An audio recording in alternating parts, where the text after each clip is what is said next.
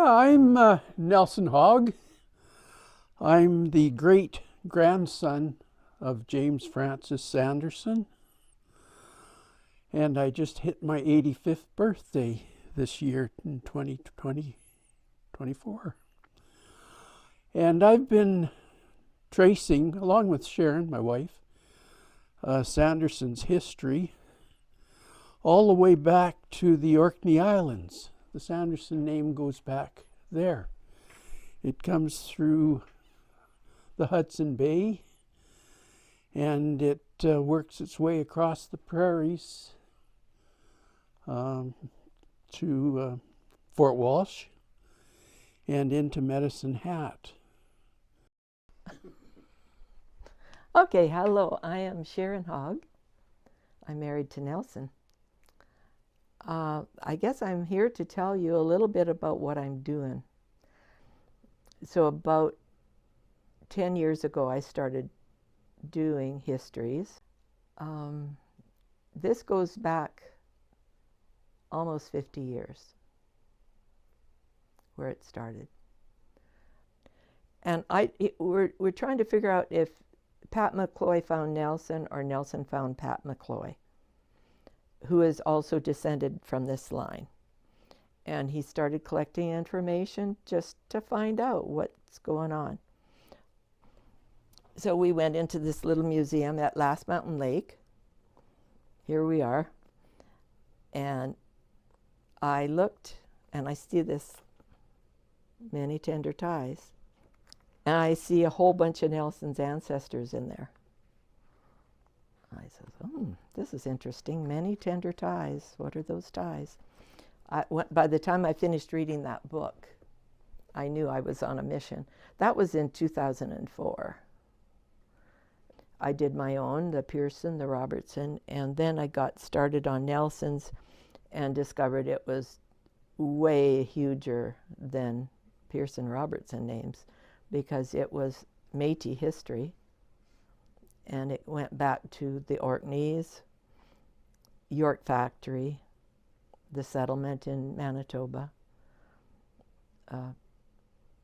We started going out to Fort Walsh and exploring the history out there, and it just blossomed. It just blossomed.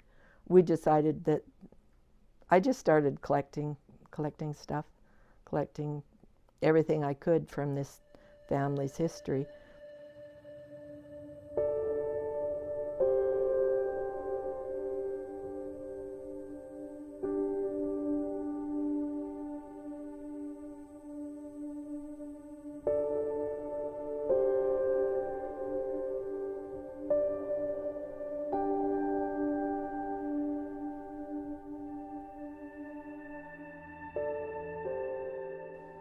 And I said, Nelson, those are all your ancestors. And I said, this is the start of a story. Do you see the story that this is about? So I began researching from there. And it just blossomed, because how can it not?